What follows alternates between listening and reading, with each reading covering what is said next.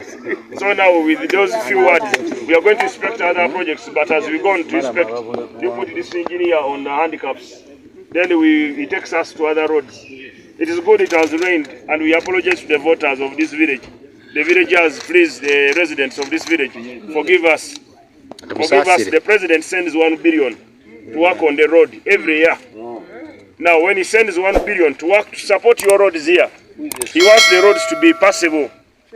Now, this engineer, because they studied a lot, they come and bring ready soil for you that it is madam.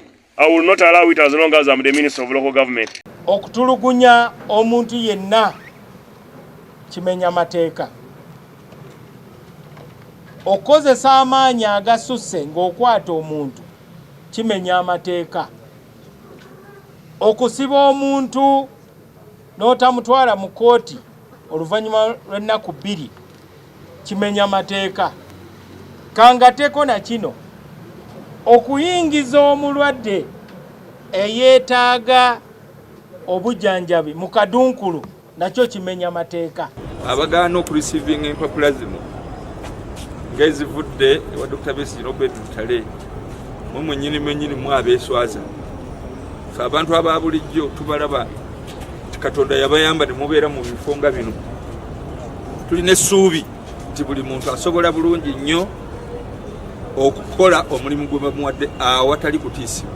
Omukulembeze wa opposition alondebwe buli mubaka atali wa NRM.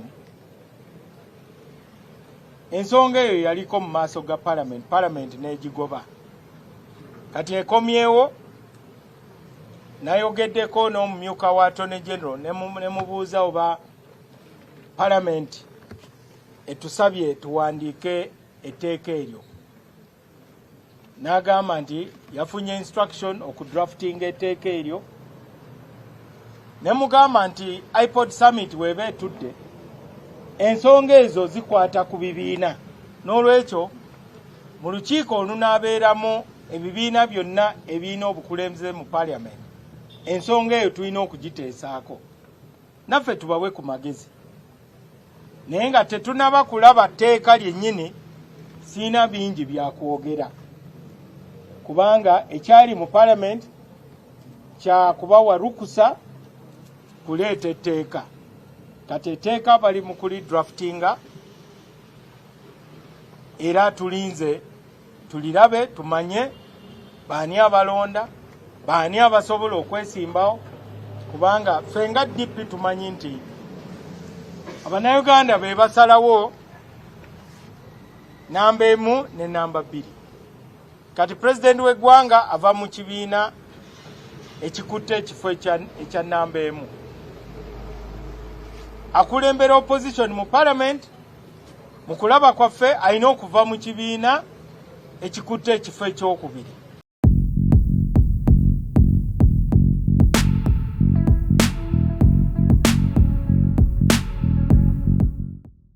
Bulweziwere essaawa eziti ku lunaku luno olw'Essande manya bumanya nti no tubeera tuyingiddewo n'ebyo ebikoze amawulire ensonga ezisinza okutrendinga mu wiiki eno, era nga mu nsonga zino mulimu okuwambibwa kwa Muhammad Kivumbi saako ne accident yagudde e Kapchorwa, mulimu okukomezebwawo kwa Besigye mu kooti saako ne Elias Lukwago n'ensonga nnyingi nnyo ezifudde mu parliament. Naye nga nkubuuzaako nkwebaza emirimu gyonna gy'otuusizzaako engalo, kansubire nti nno obulamu bulamu, kansubire nti oli bulungi nnyo era nga okyakola bulungi emirimu gyo. Mwafunye byonna ebizibu basaasirako, naddala abaafiiriddwa abaana mu kabenje akatuze abaana abasukka mu 21. Nammwe abafunye ebizibu eby'enjawulo, abafunye ebirungi naawe twongera okusanyukira wamu nammwe, ate era ne twebaza Katonda olw'ebyo ebirungi by'abatuusizzaako mu wiiki eno. Wiiki eno nkugambye ebaddemu ebintu bingi, era nga twatandika ne story eya Mwanga Kivumbi yawambibwa wiiki eyaggwa lwa lunaku Lwakuna. Yawambibwa ono yali ateekateeka okujja mu kibuga oluvannyuma lw'okuweebwa beyiro. Yali ateekateeka ng'era amaze okulangirira nti agenda kuba olukuŋŋaana ku kitebe kya National Unity Platform e Makerere Kavule. Ono nno nga bamaze omuyimbula yagenda ewuwe e Butambala, ebigambo bye yayogererayo tebyanyuma bulungi era nga bino nno bigambibwa nti no bye byavaako okulaba nti nno akwatibwa. Omusajja ono yali ali mu mmotoka ye ng'ali kuvuga ajja Kampala era ab'amagye abaali mu ngoye za bulijjo ssaako n'ez'amagye baamukwata ne bamuteeka mu drone ne bamubuzaawo. Okutuusa kati tewali amanyi mayitire ge era ng'ono yali yakwatibwa mu kalulu aka 2026 omwezi ogwa January akalulu ako ke twavaamu. Yakwatibwa oluvannyuma lw'ab'ebyokwerinda okukuba amasasi abantu abasuba mu 10 ne bafa. Bali abantu 9 mu makaage ne bafiirawo era nga kino bakiteeka ku ye.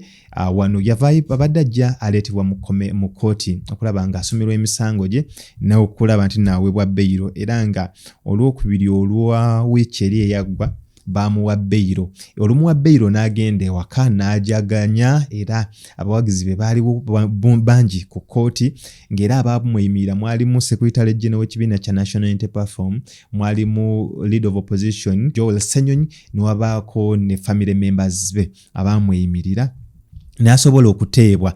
Jjukira before nga tannaba kuteebwa Museveni yali avuddeyo n'ategeeza nti n'abasibe bonna bano abaakwatibwa tewali agenda kubawa beyiro kubanga buli w'omuwa beyiro kibeera kitataaganya okunoonyereza ssaako n'okutiisatiisa abo atababeera bamulinako obujulizi. Naye ate kyatwewuunyisa nti no bamuvaayo ne bamuwa beyiro, kooti yavaayo n'emuwa beyiro.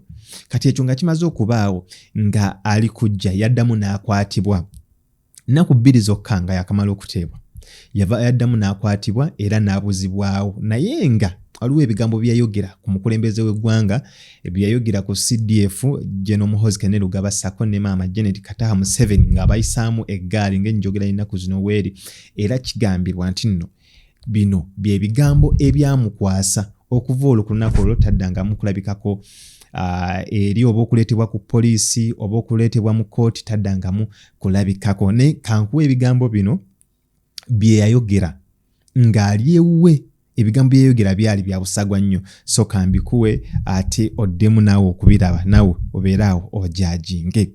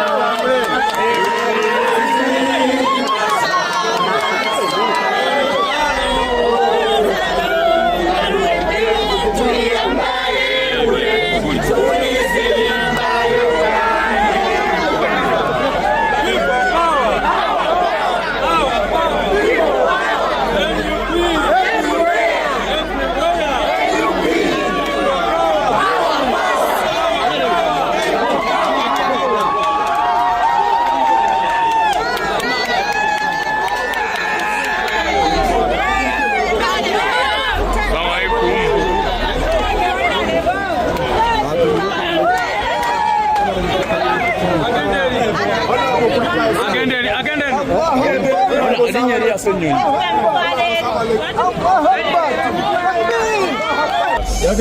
Moshi.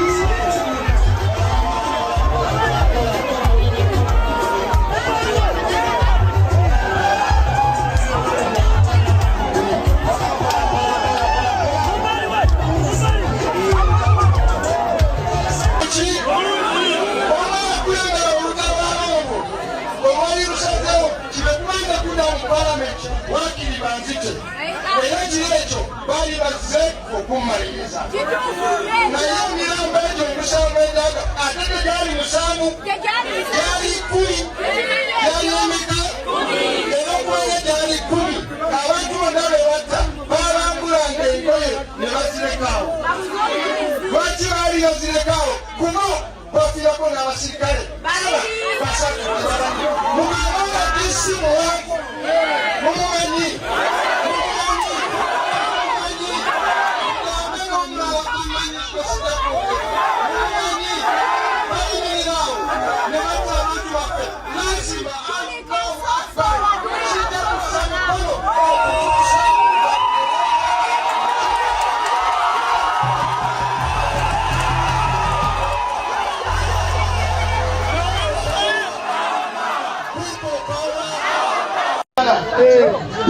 mubamanya babadde bonoona eggwanga lino baali bana babawulire omu bamuyita tripo anitamu omu yamukubisiza laddu n'emukuba abajjunankweeri oyo yawadde omulala yali mukyala w'omuku oyo yeerabira obwenseno bwa kiseera naye balinaotololamuza abagala okutukuba amasasi kakati olulweddo nawulirawo nomubosi Museveni nga naye eddoboozi terikyavaayo negamba Allahu Akbar Mungu wabuki kati mumanyi asigadde eryo tabani lye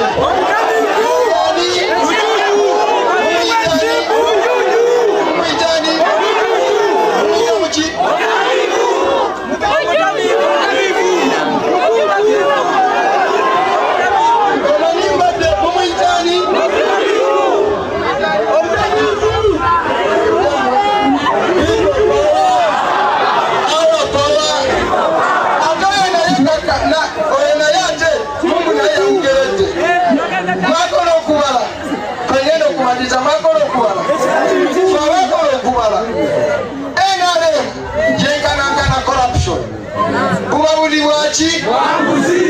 kakati NRM nezaala omwana naye ng'avudde mwana wa kulya nguzi bamuyita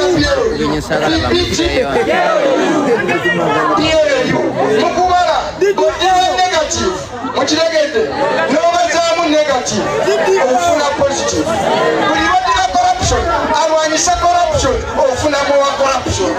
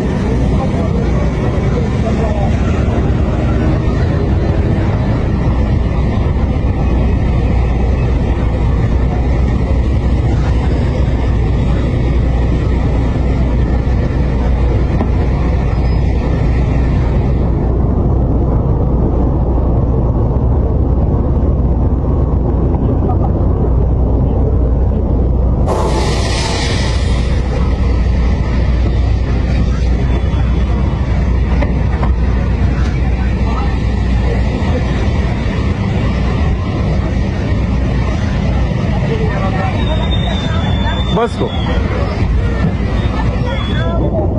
twesanzemu olwaleero ng'ekiragiro kya kkooti ento ey'Ebutambala eky'okuddayo olwaleero takituukiriza.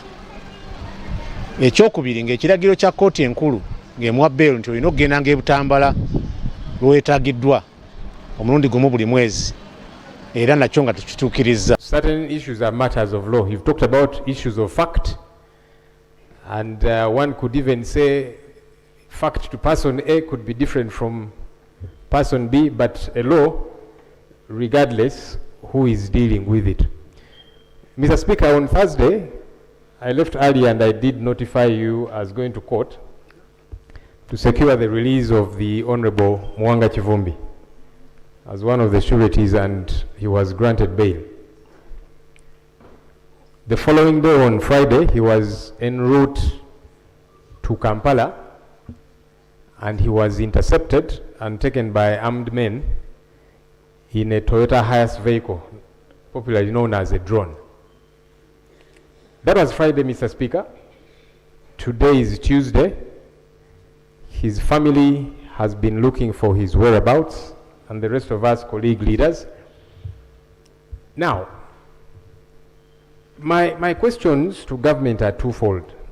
Number one, where is the Honorable Muhammad Mwanga Kivumbi? Number two, is this the new normal? Because it's important that we know. Is this the new normal of how government will, they call it arrest? We call it an abduction because, Mr. Speaker, the law stipulates what an arrest is in Article 23 of our country's constitution. The Attorney General is here. He's a very senior lawyer. In fact, he has lectured most of the lawyers in town. Article 23 is very succinct. How somebody gets to be arrested, where they are taken, to police first, and thereafter, within 48 hours, produced in court. Mr. Speaker, I have seen some people say that Honorable Mwanga Kivumbi was picked up because of a tough speech he gave when he went back to his constituency. Now, that's problematic on two fronts. One, who determines that what he said was illegal? I thought it's a court of law. Who gets to determine that? Let's even imagine, Mr. Speaker, for argument's sake, that he said anything that is ultra-vires. Who determines that? I thought it's a court of law that does. Government has several times been urging the population to avoid mob justice. And on that front, I agree with government. Government officials, police, and so on, they say when you catch somebody, even if you catch them in an act, never mind that sometimes it's mistaken identity and somebody gets beaten, yet they've done nothing wrong. But that even if you catch somebody, whether stealing something of yours or whatever the case might be, government has been telling the population, take those people to police. Don't beat them up. And on that regard, I agree with government. So why doesn't government do the same thing it tells people to do?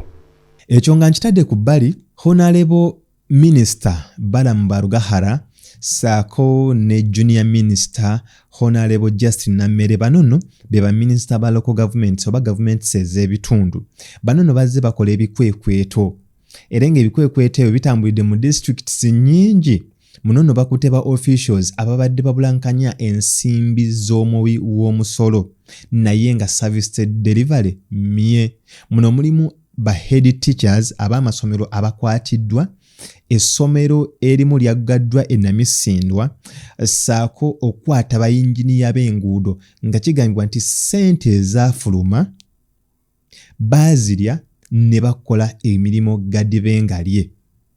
Ontegedde, kati Balamu Barugahara abadde atambulira wamu ne Honorable Justine Nameere nga bagenda balambula era bagamba bagenda kwetooloola Uganda yonna okulaba nga balwanyisa enguzi, bakwata abo bonna abalidde ssente za gavumenti zebadde jjanga efulumya okukola projects naye ne batazikola, ne bano abakoze enguudo naye nga bazikola gadibengalye. Waliwo oluguudo lwe nalabye Minister Engineer gwe yakutte ng'oluguudo luno gavumenti yabawa ssente naye engineer ssente zino baazikozesa bubi.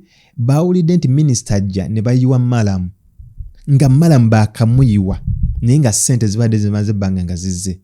Kati waliwo ne districts n'ebitundu ebirala ebintu bino weebiti emirimu gigadibengali we gibadde gijja gikolebwa. Kati we baawulira nti Mr. Balamu ssaako ne Honorable Justine Nameere bali kujja mu bitundu ebyo, bano nno basitukiddemu okukola ebintu ku last minute. Kino tekijja bayamba.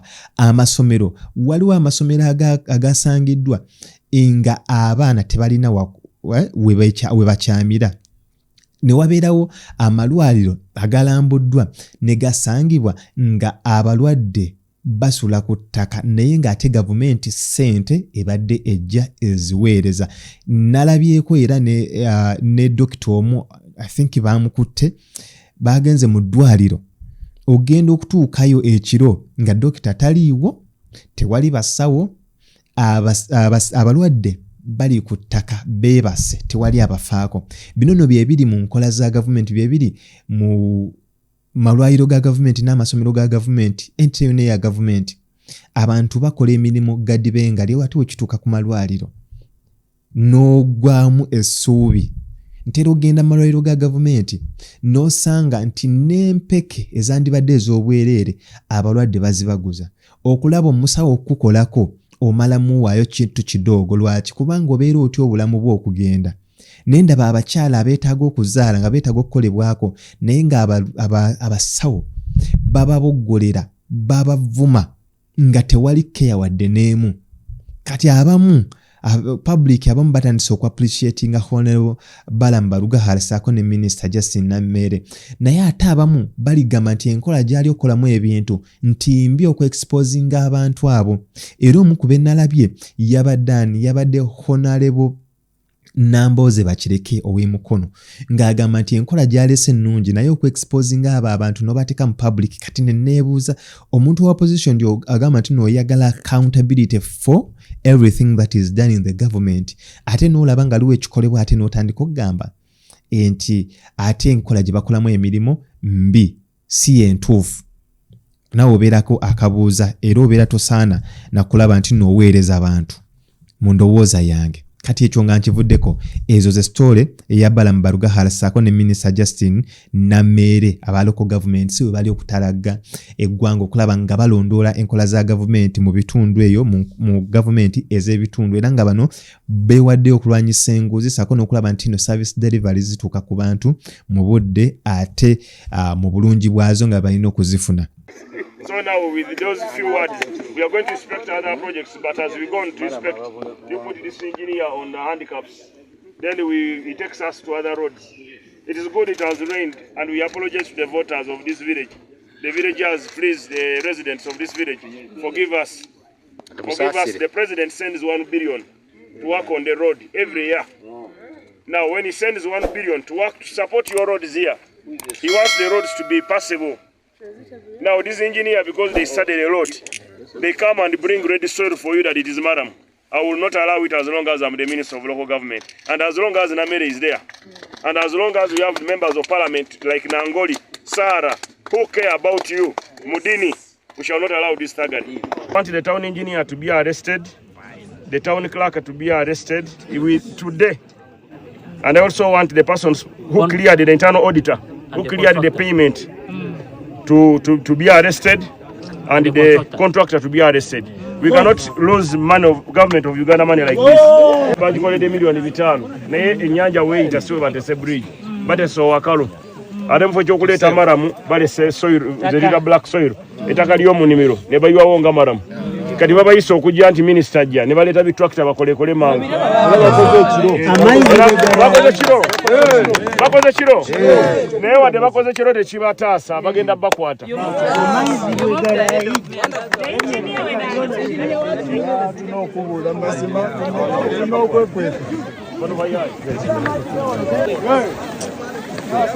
Tugenda kukkiriza bino okulya sente z'omusolongozi lya nga bw'oyagala ne bakuwa milioni 5 n'oleeta ettaka n'oliwa mu kkubo ettaka erya black. Ennyanja omusajja agambye yeeno kati ennyanja webanga yeeno ate lwaki okwata bulungi n'ogitwala eri oba tali nnyanja n'okuleekingawo ennyanja endala.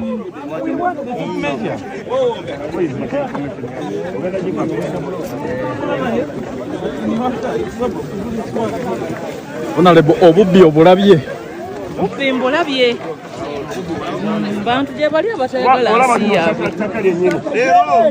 yabirese kiro ng'ategedde nti ojja nza nti abakyala be bambulira nze olutuuka nga nnoonya akagulupu k'abakyala ne bakuwa olugambo olutuufu olaba ettaka ery'ennimiro we balikozesa bangambye babirese kiro ate bee basobodde babalekanira ekiro kyonna. The last 2 nights they came here to fix it, but they put a bridge in a wrong location. The stream is the other side. They put a bridge where it is easier to put. And now they are opening channels for water to flow. So this is recent work that is just being 2 days ago. But what I want to ask the town clerk who authorized the payment, 100% payment to the contractor. 2, who has been supervising the job. Dr. Kizabesi yakomezeddwawo mu kkooti ssaako ne Obedi Lutale. Bano tujjukire nti nno baagaana okulaba nti nno kkooti ebawa ba lawyers kuba kkooti yabasaba bafune ba lawyers abalala Dr. Kizza Besigye n'ayimira n'agamba tetulina lawyer gwe tugenda kufuna mulala.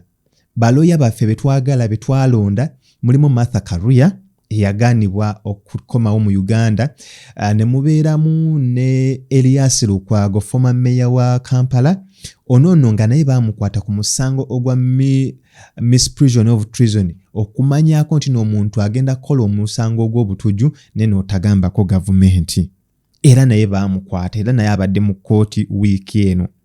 Kati Dr. Kizza Besigye yagambye yafunye olukwe nti nno baagala kumutta. Era mu kuleetebwa mu kkooti yasazeewo emuwe ba lawyer aba gavumenti, state lawyers. Wano yagambye ye tagenda bikkiriza, era abo ba lawyer baagala omuwa babawe abeetaaga obuyambi. Ye teyeetaaga buyambi kubanga alina ba lawyers be abatendeke.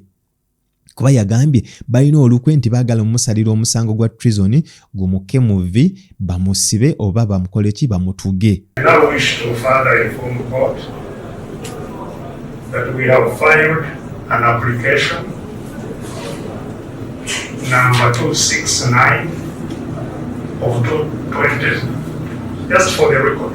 You know the record, I can't write that applications and another file. Pardon?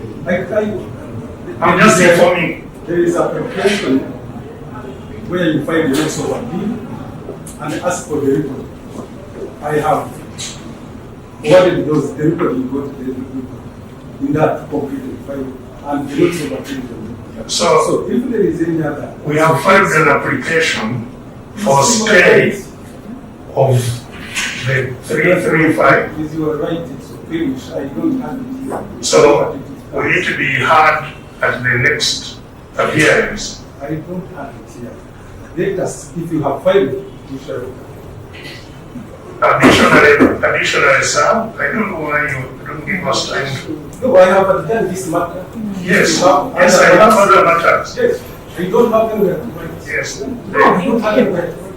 other matters. I have other concerns. Yes. Lawyer gwe omu gwe baamuwadde y'omu ku yali ku musango gwa omusajja ono yatirimbula abaana eggaba ono Okero Onyumu. Lawyer omu ku yali ku musango ogwo gwe babadde bawadde Dr. Kizza Besigye n'agamba tabeetaaga. Ajja kusigala ng'abeera mu kkooti paka balooya we banaabakkiriza okutandika okumurepresentinga.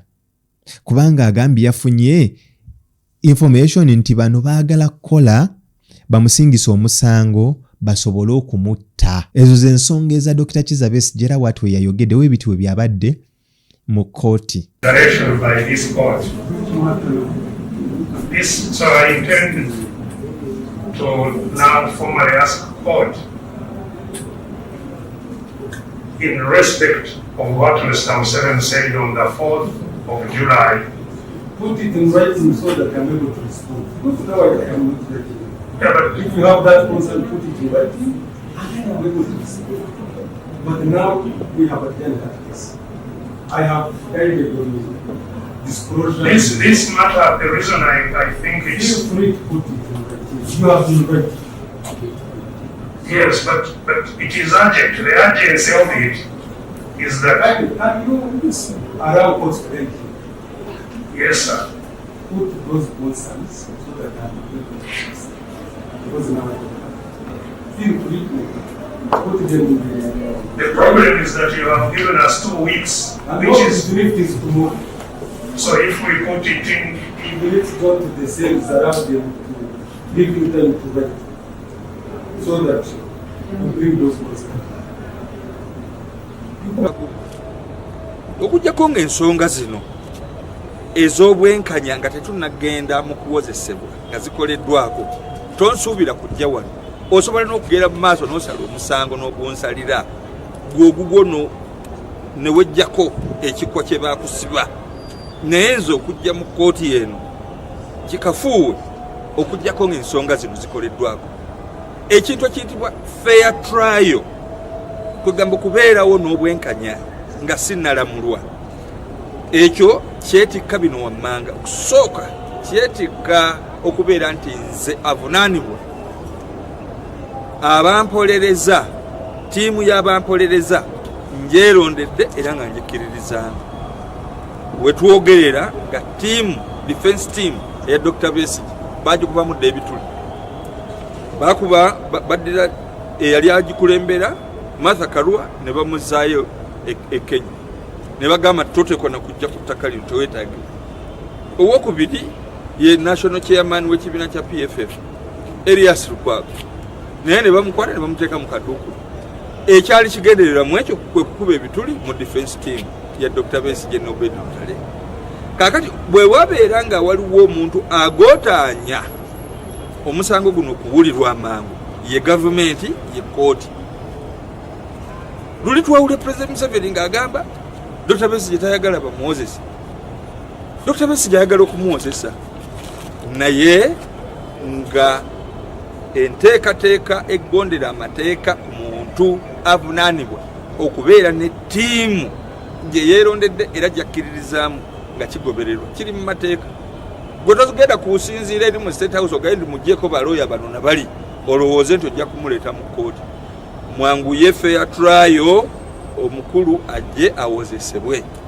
Ekyomukisa omulungi eri mukulu Baguma bwe twagala okuwaamu amagezi kintu kino yandibadde yakivaamu dda kuba kimuswazizza atya yatandika dde okutya tya n'ekisiikirize kye.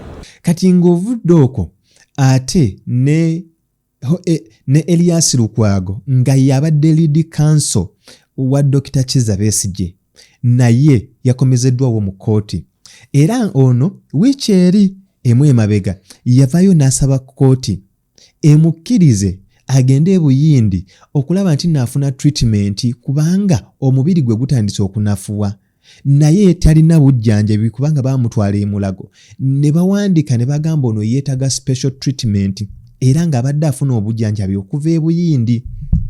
Kkooti bino yabigaanye n'emugamba addeyo eruzira wadde ng'abadde amaze okufuna evidence eraga nti nno Mulago tesobola kumutreatinga.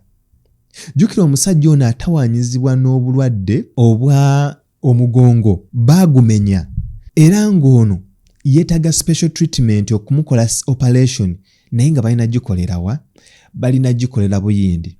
Kati bakabagimuggyako era ng'abadde teyeebaka bulungi n'endya nga nayo mbi era yavayo n'ategeeza n'agamba at least bamuyambe bamufunire eddagala afe bulungi aleme kufiira mu bulumi bw'ayitamu. Byonna kkooti yabiwuliriza naye neekamutema n'emugamba tegenda muwa beyiro. Kati ekyo yakomezeddwawo mu kkooti era wano n'asomera emisango gye buto eno fayiro ye n'esindikibwa mu High Court okulaba nti atandika okwewozaako ku musango gwa misprision of treason ogw'okutegeerako nti nno waliwo abaali baagala okuggyako gavumenti kyokka n'otayogera. Naye jjukira ono ye kanso wa Elias Lukwago kitegeeza nti omusango guno gwaliwo wakati w'omwaka ogwa 2021 n'omwaka ogwa 2024 Dr. Kizza Besigye we yakwatibwa nga yakwatibwa mu ggwanga erya Kenya ng'agenza okwetaba ku mukolo gw'okuloonchinga akatabo ka Honorable Martha Karua. Kati okuva olwo Dr. Kizza Besigye abadde mu kkomera saako ne munne Obed Lutale ne n'omusajja ono omusirikale gwe neerabidde erinnya. Gavumenti ekyagaanye obba wa beyiro era weebiti we byabadde mu kkooti. Listening to the details of the requests of JW, AW realized that it was criminal and decided to search for Ugandan authorities to report the matter. AW was provided with the contacts of the commander of the Ugandan contingent of Amazon, a senior UPDF officer who at the time was based in Somalia. AW narrated to the UPDF officer that JW was planning to do and inquired what to do. The UPDF officer requested AW to become a government spy and to continue engaging JW in order to establish the details of the plot to overturn the government of Uganda, which AW accepted. AW was introduced to intelligence officers at the then Chieftaincy of Military Intelligence, CMI, under whose supervision he continued to work and to whom he regularly reported all the activities. That AW then continued to engage with JW over the next 2 years until 2023, when JW introduced AW to Salam Musumba. AW had a conversation with Salam Musumba by Zoom call, and the proceedings of this meeting were recorded by AW. During this meeting, Salam Musumba requested for the training of their people in covert communications and intelligence gathering techniques for the purpose of spying on the government of the Republic of Uganda. That Salam Musumba subsequently requested for a meeting with AW in Brussels, Belgium, where she invited many other people to attend, including the accused, Elias Lukwago, Honorable Ssenyonyi, Lubega Mukaku, and Charles Romushana. In the discussions at this meeting, AW accepted to join the plot to overturn the government and agreed to be their security and military advisor. The accused was aware of the meeting, that is Elias Lukwago was aware of the meeting between AW and Salam Musumba, but did not report it to any authority. The discussions at this meeting were recorded by AW, and the recording shall be relied upon at the trial. That upon building sufficient trust in AW, Salam Musumba requested JW to introduce AW to KB. This was done, and the two, AW and JW, had an online discussion with KB about the grand plot to overturn the government of Uganda by force of arms. This culminated into the first physical meeting between KB, that is Giza Besige, and AW on the 29th of October 2023 at Geneva, Switzerland. That the first physical meeting was held in Geneva, Switzerland on the 29th of October 2023 and was attended by AW, KB, Frank Chihere Atkunda, and JW. At this meeting, the group discussed the plot to overturn the government of Uganda by force of arms. KB requested for military assistance from AW to destabilize Uganda. KB also requested AW to train some of his allies in covert intelligence and paramilitary tactics, which request AW accepted. KB further requested for counterfeit Ugandan shillings with intention to seek into the economy of Uganda through his collaborators, who he stated to be officials in Bank of Uganda, as a means of raising finance for KB's objectives and also destabilize the economy. In the same meeting, KB, JW, and Frank requested for ricin poison, to poison targeted government officials.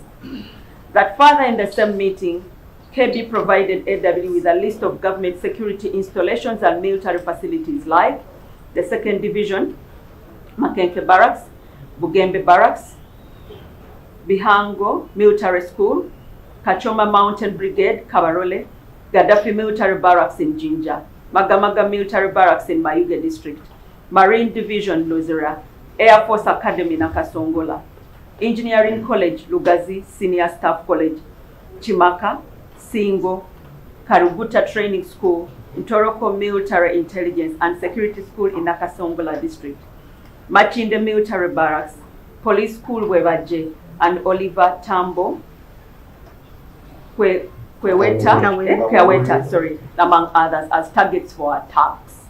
That after agreeing to conduct a training in Kisumu, Kenya, Frank Chiherere Atkunda traveled to Uganda with KB to organize their intended group of people for training.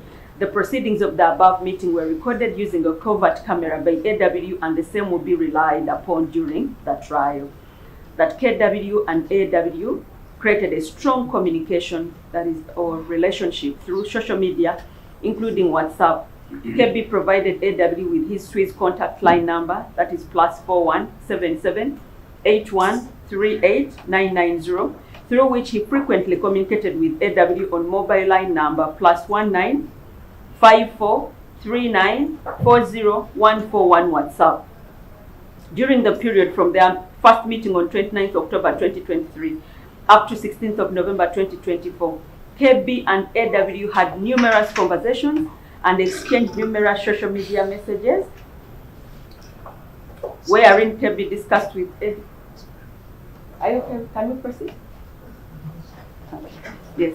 Wherein KB discussed with AW details of his intentions and the plot to overturn the government of Uganda by force of arms. A forensic extract of the record of their conversation shall be relied upon during the trial. That KB attended another meeting on the 24th of January 2024 in Geneva, Switzerland, which was also attended by AW and JW, At this meeting, KB assured AW that he was committed to facilitate the training of his people to overturn the government of Uganda by force of arms.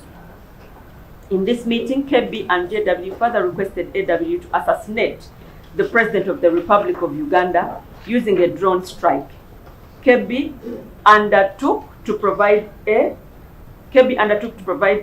with the President's movement routine and vulnerable points to facilitate his assassination.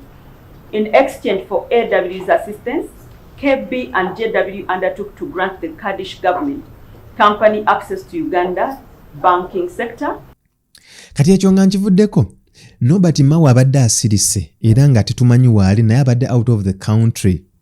Yavuddeyo n'atangaza ku nsonga eno eri mu ddiiro. Waliwo ensonga Muhoozi gye yayogerako ey'okulaba nti ekibiina ekisinde kya PLU ababaka baakyo muveemu omu adraftinge etteeka okulaba nga bakyusa mu administration ya parliament era nga mu kukyusaamu nga mwemuli okulaba nti no leader of opposition atandika okulondebwa ebibiina byonna ebya opposition mu parliament.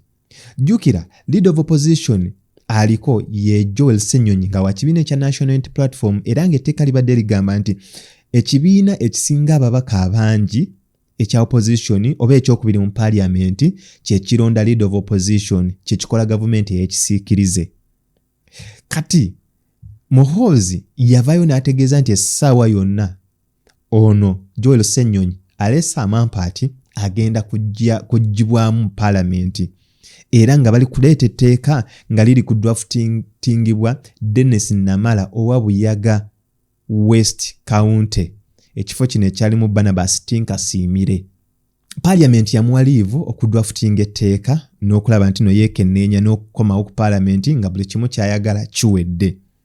Kati Nobert Mao yavuddeyo n'atangaaza ku nsonga eno era n'agamba okugilambulula obulungi alina ogirambulula nga bamaze okukomawo ku fulo ya parliament ng'obuwaayiro baagala okukyusa n'ennongoosa gye baagala okukolamu nga bamaze ogitunulamu. Kati ye nga Minister wa Constitutional Affairs atuule then awabule ne Attorney General. Owulidde era bw'ati bwe yategeezezza. Omukulembeze wa opposition alondebwe buli mubaka atali wa NRM.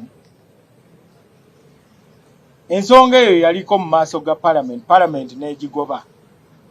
Kati ekomyewo nayogeddeko n'omumyuka wa Attorney General ne mubuuza oba parliament etusabye tuwandiike etteeka eryo. N'agamba nti yafunye instruction okudraftinga etteeka eryo. Ne mugamba nti iPod Summit weeba etudde ensonga ezo zikwata ku bibiina. N'olwekyo mu lukiiko olunaabeeramu ebibiina byonna ebirina obukulembeze mu parliament ensonga eyo tulina okugiteesaako. Naffe tubawe ku magezi. Naye nga tetunaba kulaba tteeka lyennyini siina bingi bya kwogera. Kubanga ekyali mu parliament kya kubawa rukusa kuleeta etteeka. Kati etteeka bali mu kulidraftinga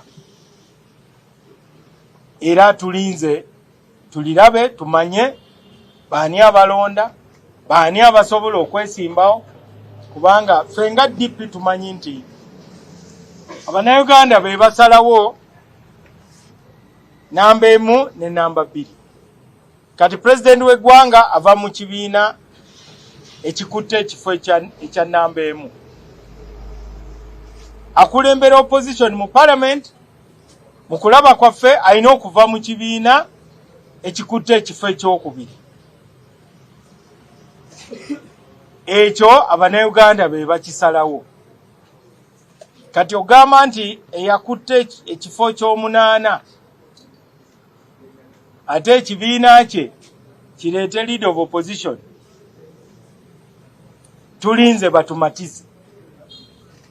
Naye nga ffe tulaba nti ffe nga DP tetutya muntu yenna kuleeta birowoozo kubanga tulina obwongo obutunuulira buli nsonga naffe ne tukuwa ebirowoozo byaffe. Ekyo ng'okitadde ku bbali era yavuddeyo n'alabula General Muhoozi Kainerugaba. Mao yavuddeyo n'alabula General Muhoozi Kainerugaba ku kiwamba abantu. Jukira ku kiwamba abantu kino kati ye mwana aliwo.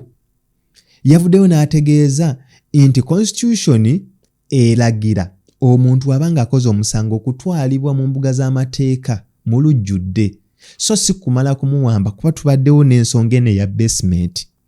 Era nga bantu bangi nga mwe muli yakasembayo okukwatibwa Mwanga Kivumbi Elias Lukwago basookera mu basement. Right now Mwanga Kivumbi tamanyikiddwa gyali, saako ne Mama Miriam Matembe. Bonna abo Muhoozi abadde nga atugamba nti no abasooka bateeka mu basement ne babaleeta mu kooti. Kati Honorable Nobert Mao yavuddeyo n'atangaza ku nsonga eno era n'ayogera ne ku bbaluwa General Salim Saleh gye yawandiika ng'aga amugamba adressinga ensonga eno era batuule ne Muhoozi Kainerugaba amuyitiremu ku security engeri gy'eri ekola operations zino, then asobole okugaidinga kubanga kimenya mateeka okuleeta omuntu nga mulwadde mu court nga okuleeta omuntu nga mulwadde n'omuteeka mu kaduukulu, kimenya mateeka okubuzaawo omuntu n'otamuleeta mu mateeka mu banki eribeera lyateekebwawo ery'essaawa 48, kimenya mateeka okuwamba omuntu nga tumubulidde ekimuvunaanwa. Ebyo byonna yabyogedde era mu vidiyo eno ogenda kubifuna. Tulugunya omuntu yenna kimenya mateeka. Okozesa amaanyi agasusse ng'okwata omuntu kimenya amateeka. Okusiba omuntu n'otamutwala mu kooti oluvannyuma lw'ennaku 2 kimenya amateeka. Kangateeko na kino, okuyingiza omulwadde eyeetaaga obujjanjabi mu kadunkulu nakyo kimenya amateeka. Kiri mu Prisons Act. Ng'eggwanga twogere n'eddoboozi limu butakoowa nga tukubiriza buli muntu yenna ali mu kifo kyonna eky'obuvunaanyizibwa ng'alina obuyinza, ffenna tugondere amateeka agaliwo nga tutandikira ku ssemateeka constitution ya Uganda. Bangi mubadde munjogerako bungaasirise nnyo, bingi bitambula. Lukwago bamukutte, balooya ba Besigye tebabakiriza mu kooti. Minisita wa ssemateeka akyogerako ki? Ekisookera ddala mumanye olugendo lw'opposition. Bwe nalondebwa 2010 nga DP twasalawo obuteegatta na bibiina birala eby'opposition nga twagala tudaabirize omusingi gwaffe. Ne batwogerera nti batuguze, tulidde mu struggle olukwe. Njagala bannayuganda bonna bamanye nti okutandika ekibiina kitegeeza nti olina ebirowoozo byo ebyawukana n'ebirowoozo by'abantu abalala. N'olwekyo DP ng'ekibiina we kisalawo kitegeeza nti tusazeewo ku lwaffe nga banna DP, naawe genda osalewo.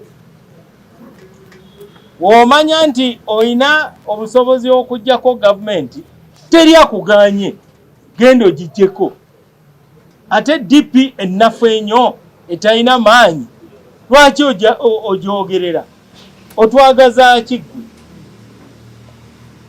Na bwe tutyo twasimbawo presidential candidate 2011. 2016 ne tusalawo tukolaganire wamu. Abantu bana twesobolawo okwesimbawo ku bwa president. Professor Gilbert Bukenya, nange, Kano Kiza Besigye ne Right Honorable Amama Mbabazi. Oluvannyuma fe abamu ekisaawe ne tukifuluma ne wasigalawo Besigye n'Amama Mbabazi.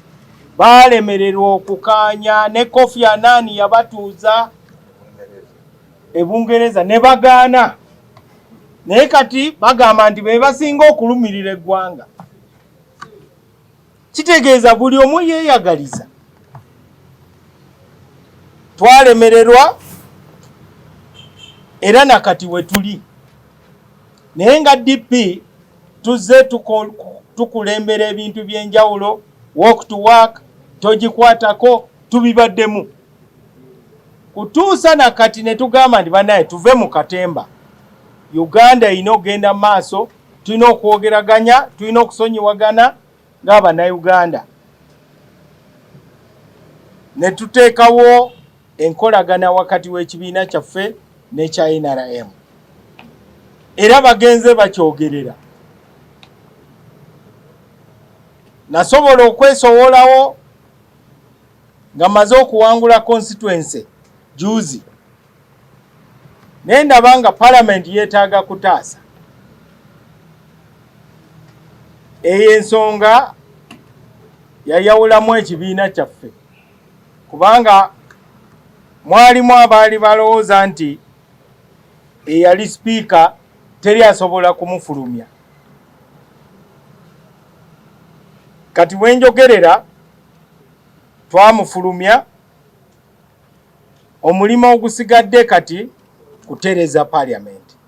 Parliament etaasiddwa kati erina kuterezebwa. Ogwo omulimo guli mu mikono gya sipiika aliko. Ku nsonga z'enguzi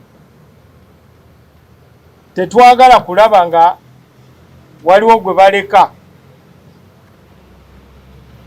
Buli eyayingiza omukono gwe mu ggwanika ly'eggwanga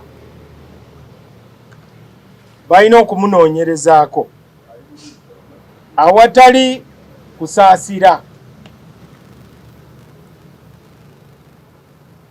Abannayuganda balina ebizibu bingi. Kati ensonga zino ng'eddembe ly'obuntu tukubiriza buli muntu yenna agondere ssemateeka n'amateeka gonna. Mwalaba ekiwandiiko ekyava ewa General Sale egamba omuduumizi w'eggye lya Uganda CDF ansisinkane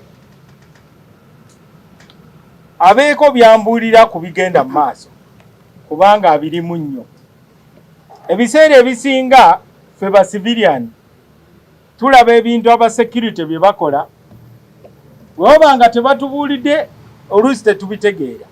Mujjukira 2020 mu mwezi gwa November waaliwo vaawo mpitewo okwekalakaasa, abajaasi ne poliisi ne batta abantu bangi. Oluvannyuma ne wabaawo operation omwakwatibwa abantu bangi nnyo nnyo. Naye oluvannyuma President w'eggwanga yatuwa briefing mu iPod n'atugamba nti aba security baawuliriza essimu eyali wakati w'omukulembeze wa NUP n'omuzungu gwe yali akubidde g'amugamba nti ye UN ejja ddi okufulumya Museveni nga yeesigamye ku chapter 7 ey'amateeka ga UN. Kubanga amateeka ga UN mulimu ebigamba nti eggwanga lyonna we litandika okutulugunya abantu. Ensonga eyo nga ngimaze kyannaku nnyo abaana b'essomero erya King David Junior School bafunye akabenje, era ng'obubenje buno buzze bubaawo. Twalaba akabenje mu wiiki eyo, akabenje akatuga omwana ssaako ne driver nga baasi yatomera train mu bitundu eby'emukono era driver n'afiirawo. Tulabya obubenje bubadde bungi obw'abaana ab'amasomero.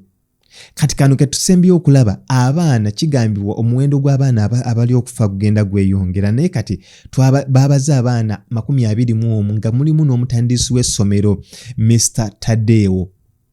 Bano babadde bagenze ku school tour era nga akabenje kano bakafunidde Kapchorwa. Akabenje kano bakafunidde mu kitundu ekiribwa ky'Ekwatit Village mu Kawoowo sub-county Kapchorwa district ku ssaawa zaabadde nga 2 ku lunaku olwokuna. My name is Sabil Abdul Haq. I am a native of Greater Kasserem. this accident happened mysteriously. It was too fatal. It was people who had come for a study tour at Kapchorwa, since it's a tourism site. It happened like this. After the bus reaching Amgul sub-county, the bus happened to get a mechanical condition with the peoples. The mechanics offloaded the peoples. Then from there, they requested for the mechanics to come and repair the bus. When the mechanics came, the driver insisted, even after senior drivers of the air told him that, please, if the bus has an issue, you help us and you tell us reality so that we can get other means of transport to take these kids to the tourism site. The driver insisted. He told us he knew what he was doing. Now we also kept cool. We kept calm since he knew what he was doing. From there, the bus tried to be a bit fair. Then after that, the students were again put back in the bus until corner, that is Towe, around Towe area. That's where the learners again got off when the bus experienced another mechanical condition. They told the driver to still insist on transporting learners. The students, the pupils were again told to foot from corner to CP Falls, that's in Kapchorwa. Then the bus remained being maintained in the corner trading center, that is the Kapchorwa sub-county. The pupils went to Kapchorwa. Then from there, they used shortcut to CP sub-county. When the bus got ready, the bus climbed uphill freely without the pupils. Reaching in CP, they had finished their exploration. The pupils were again requested to get back into the bus. Still, the natives insisted. They said that no, driver, this bus is not good. The mechanics were even still working on the bus in CP, but the driver insisted. We told him that please, we can get for you other means to put down these kids and take them to wherever they are reaching. The bus driver insisted and told us that he knew what he was doing and the bus had a minor problem. Even as we took it easy, we left him to load his bus. After loading his bus, students were being counted to get the bus. From there, in short, after them traveling from CP, in a minute of 15, we had sad news that one of the buses that had transported people had crashed in Chekwatit. Abaana 21 ne bafiirawo. Saako n'omutandisi w'essomero ayitibwa Taddeewo naye n'afa. Abalala bakyafuna obujjanjabi era Honorable Balamu Barugahala ng'akabenje kano kamaze okugwawo yasuddemu engatto obutereevu n'agendako mu ddwaliro n'alaba ku mbeera w'eri ng'abaana babadde bali mu mbeera mbi. Era abamu baddusiddwa mu Mbale Referral Hospital, abalala ne batwalibwa e Namisindwa. Omwana we amanya ge yani? Sakuja Gabriel. Nesozi William P6. Okay. Eno basi eno Boka. So aba P6 bali mu ere ndala. Okay. Aba P6 bali mu kubo bajja. Yes sir. Kujja ka aba P7 ye basi yabwe yefunye ekizibu. Kati aba P7 tujja kumanya ekituufu. Navudde mu naongeze erije abafudde gye babatute Kapchorwa. Newe tugenda kati. Ntuse ku bus wefunide accident wendi. Ntuseewo ku bus.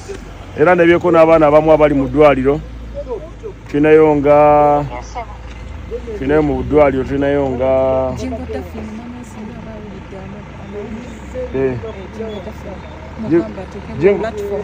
tekako oba oli muzadde tekako Jingo Dafini ali ku platform yamwe yaba family ali mu ddwaliro ly'e Bulambuli. Embeera gyali musimbi wa P7 ali Bulambuli. Then waliyo oyo mwana ekali wane Bulambuli. Then Embale waliyo abaana 9 naye sibawandise manya gaabwe. So be bana 10 mu basi ya 8 Jingo. Kati abaana abalala bali eno gye tugenda wa bali Kapchorwa. Kati kangende Kapchorwa mu ddwaliro ndaba baliyo. Bagamba genda ku platform y'abazadde ogambe Jingo Dafin ali mulamu. Ekigere kimenyeseemu naye bagenda kisibako ekisementi yaali wano obulambuli naye tumutwala actually agenda kati Mbale mu ddwaliro ly'Embale bwe bamutwala OP7 tali bubi oyo tali bubi kati abaana 9 bali mu ddwaliro ly'Embale then omuli oyo Jingo Daphne be baana 10 be nakalabako eno saidi zeno wembadde tuwabaddeyo omufu abafu bali Kapchorwa kati katugende Kapchorwa tulabe abafudde bali bameka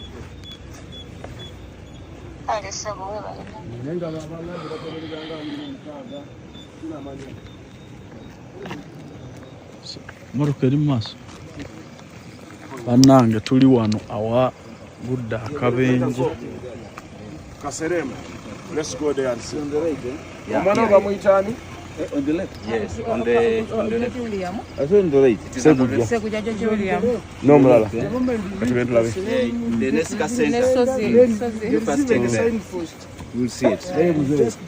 Omusajja analabika alwanye n'emmotoka nnyo asante n'ajja n'ajingizaawo nga mulemi okusiba n'emulema n'akuba ejjinja liri n'alikkiriza wali mukama abasaasi aleka ajjidde mu speed neyeekanga ekkoona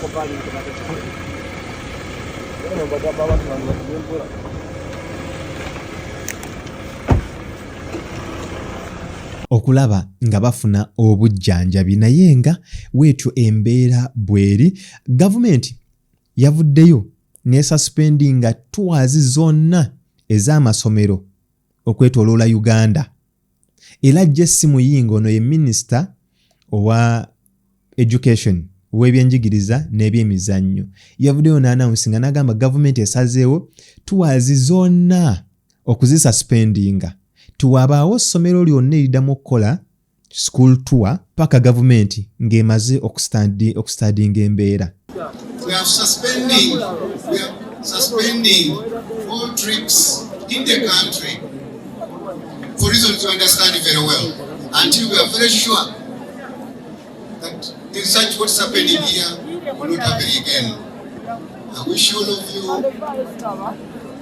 comfort each other, support each other, so that we get out of this very difficult time. May God bless you. So, weetyo embeera bweri era nga abaana bangi abakoseddwa abalala baalusuddemu akaba twongera okugumya abazadde mwenna n'essomero abafiiriddwa abantu bammwe. Mukama Katonda abakwateko, Mukama Katonda abayise mu mbeera eno. Kimanyi mbeera mbi, mbeera teyeebeereka, ne Mukama Katonda yayinza yekka okubagumya kubanga tewali ayita kabenje, naye Mukama ayongera okubagumya n'essomero kubanga kino kikangabwa kyamaanyi nnyo eri essomero lino erya King David Junior School nga n'omutandisi waalyo naye yafudde. Kale twongera okubagumya, twongera okubasaasira.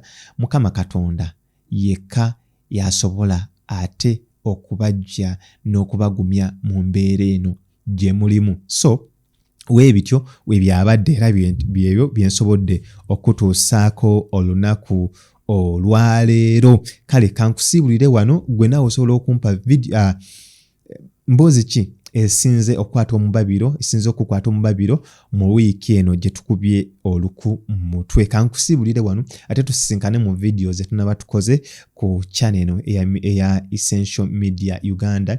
Nze ayogera naawe yenze Mr. Essential Wakatera yenze amataaga tafasobola okutweyungako ku social media handles zaffe saako n'okulaba nti osubscribinga, osharinga ate era olaikinga. Kulwa Katonda n'ensi yange kambasiibulire wano ate tulabagane. Mukama wanaabanga ate atukkiriza okuddamu okusisinkana nate.